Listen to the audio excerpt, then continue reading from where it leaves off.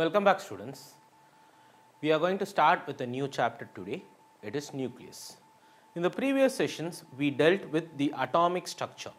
Exclusively, we dealt only with the orbits and the electrons that are going to revolve in the orbit, and we started calculating the different parameters that are associated with the electrons, the atom's orbit.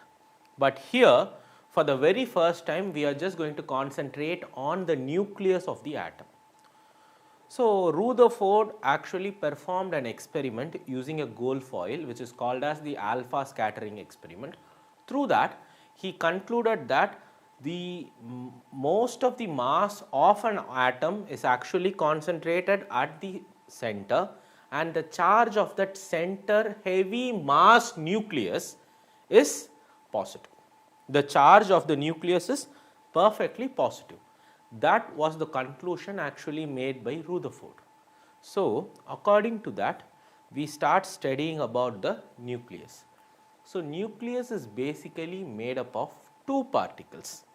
One is neutron and the other one is proton. Whereas the neutron is completely neutral and the proton is a positively charged particle. Both the particles are actually held together by a nuclear force inside the nucleus. This is the first thing. And neutron and the proton together known as nucleons. Neutron and proton. Neutron and proton together is nucleons. Okay. Then a nucleus of an atom is actually expressed by the atomic number and mass number. Let me write it. Z, X, A, sometimes even N over here. Let me explain this. Z stands for the atomic number, which is nothing but total number of protons.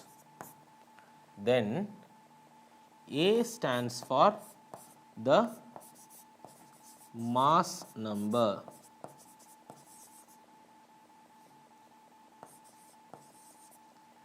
A stands for the mass number, which is nothing but total number of proton plus neutron. Proton plus neutron. Okay. This is what the mass number is. Mass number is the one really represents the mass of the nucleus. Okay. So, what is that N stands for? N is nothing but the number of neutrons. Number of neutrons, where it is nothing but A minus Z it is. A minus Z is nothing but the number of neutrons it is. So, these are the basic way in which we start representing the nucleus of an atom. Then, if we just step forward, the neutron. Neutron is nothing but it is a fundamental particle that is associated with almost all the nucleus except the hydrogen atom. And talking about this, the charge of the neutron is neutral and the mass of the neutron is, I will just write it as Mn, 1.6750 into 10 power minus 27 kilograms is the mass of the neutron, and half-life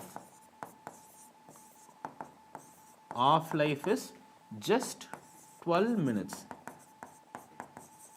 It only sustains for 12 minutes, after that it starts disintegrating. Okay. Then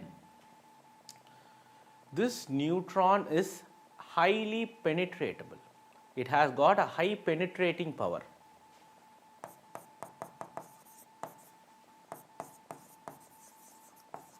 High penetrating power.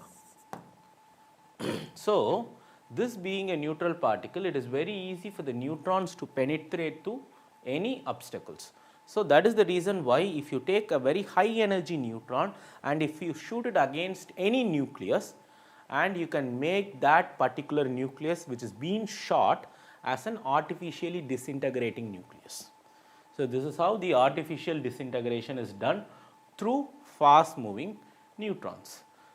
So, this is the introduction about the nucleus.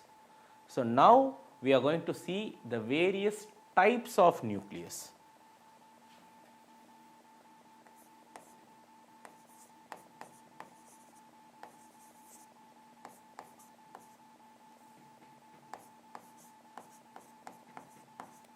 Types of nucleus. First one. There are actually three major types of nucleus that you should be aware of: isotopes, isotones and isobars. Let me brief one by one. First one is isotopes.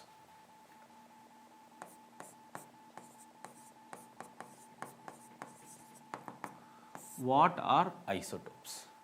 See, the nucleus with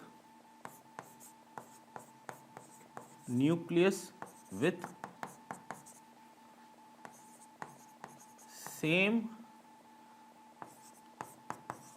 atomic number but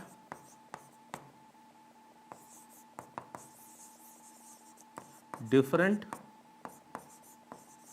mass number.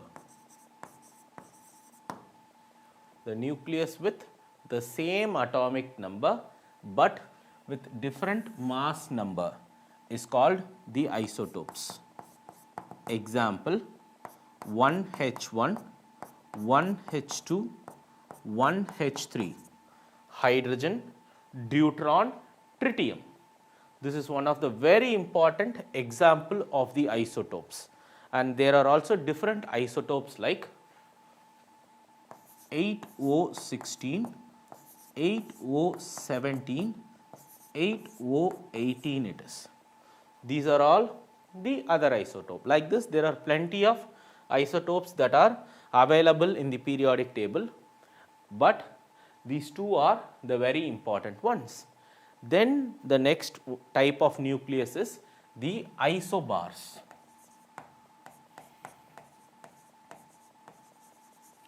What are isobars? Nucleus with same mass number but with different atomic number. Nucleus with same mass number but with different atomic number is called as the isobars. Here the isobars could be explained as 1H3 and 2He3. These are the examples: 1H3 and 2He3. See, the atomic numbers are different but the mass numbers are same. Then the other example is 7N14 and 6C14. 6C14 and 7N14. Even these two nucleus are also the examples of the isobars. Now, the third type of the nucleus is isotones.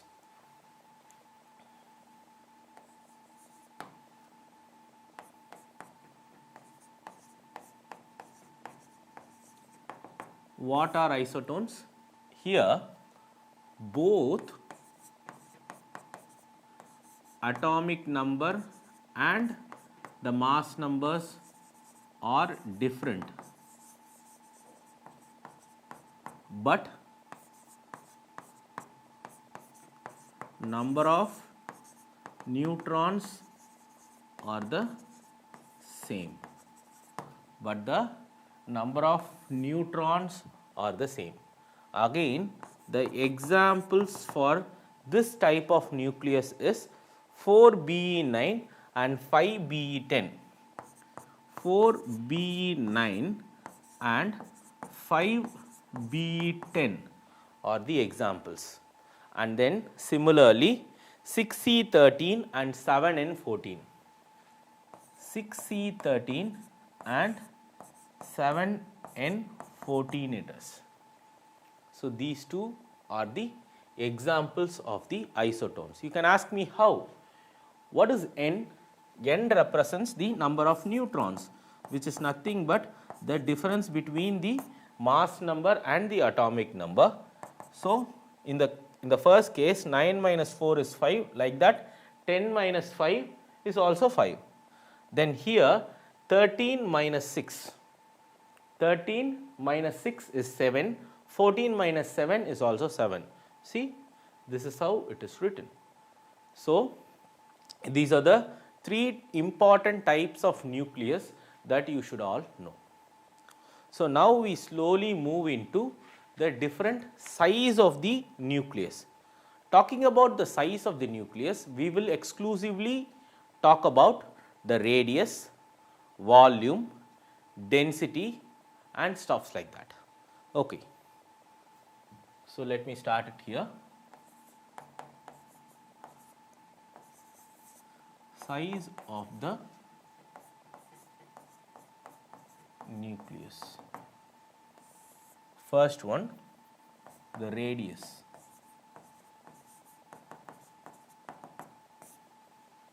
What is the radius of the nucleus, by the way? The radius of the nucleus is directly proportional to a power 1 by 3. The radius of the nucleus is directly proportional to a power 1 by 3, and if I remove the proportionality sign, we will end up with a constant which is R naught. So, R is equal to R naught into a power 1 by 3, where R naught is equal to 0.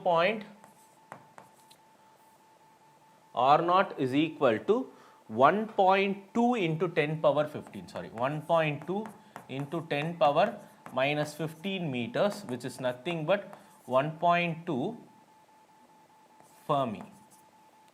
1.2 Fermi. Clear? This is the radius of the nucleus. Like this, volume. Volume of the nucleus. Volume of the nucleus is very simple, because basically nucleus is considered to be spherical in shape. So, the volume of the sphere is 4 by 3 pi into r cube it is, and we know the expression for the radius. I will just take it and plug it in here. So, V is equal to 4 by 3 pi into r naught into a power 1 by 3 the whole cube.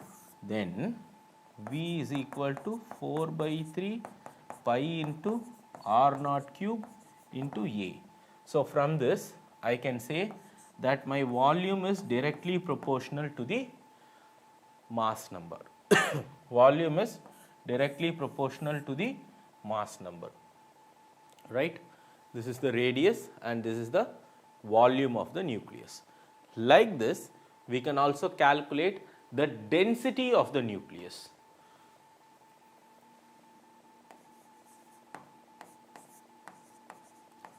Density, it is very simple.